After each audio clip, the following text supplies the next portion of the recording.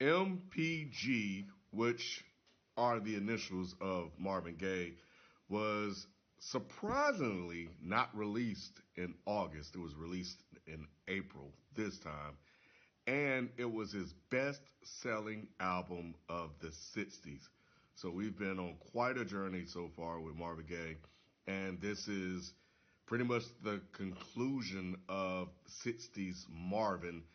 And as you'll hear on this album, we're kind of venturing into psychedelic soul. And I think that started around 1968 with, with Sly and the Family Stone, I believe. And then, of course, Norman Whitfield came and did his thing, and along with other artists as well. But yeah, it was his ninth studio album, his best-selling album to date. It was his first album to reach top 40 pop album chart, and it was his first #1 soul album as well. So, if you remember when we started out, Marvin was really wanted to kind of cross over and reach that pop audience. He's here now. So, and he did it his way, and he did it in the way of the label, and just by sticking true to who he is, or he eventually became as an artist. The thing about this album is I think we can't ignore Norman Whitfield's contributions to Marvin Gaye as a singer.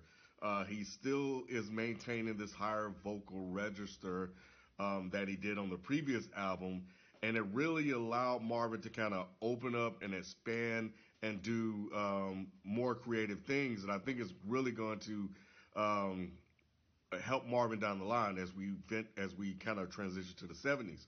Because he's still there, and I think now he's doing a little bit more things vocally. Even though some of these songs were recorded over the 3-year period, you can still hear, like, I think from 66 to 69, you can still hear some of those earlier versions of Marvin.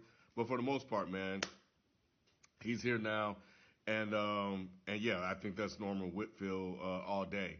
He challenged David Ruffin, he challenged Marvin Gaye, and it just made them better singers.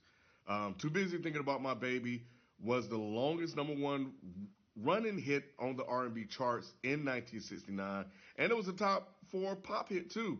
So, like I said, the brother made it, y'all, and both of those records were consecutive million album sellers or whatnot. He did some remakes.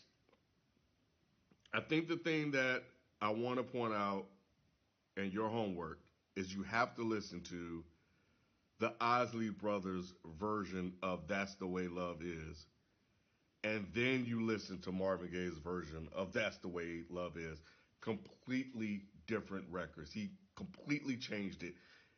You probably don't even know this, but the Isley Brother version was an up-tempo record. Marvin slowed that thing down. He gospeled that thing up and killed it. It became a hit. And again, kudos to Marvin and his singing, but once again, that's Norman Whitfield coming through, and his production just decided we're going to do something different and something that better suited Marvin Gaye. But trust me, Ronald Isley was singing the hell out of that song as well. He also remade End of the Road, End of Our Road by Gladys Knight and the Pips. Nice rendition as well. Smokey wrote a record on here. But I think, man, my favorite record on here, man, has to be Only a Lonely Man Would Know. I don't know who the hell he's thinking about when he's singing that song, but it's just, oh my God, he is really all in on that song, from the vocal inflections to the passionate cries and everything on it. It's just, I kept listening to it over and over again. I couldn't turn it off. A very, very, very, very great song by him, and probably my favorite one on this album as well. So we're done. I think this is it. Now we're moving to the 70s, and things, as you already know, about to get real interesting. So let's continue this journey, and I'll be back next time with Marvin's 10th album. Peace.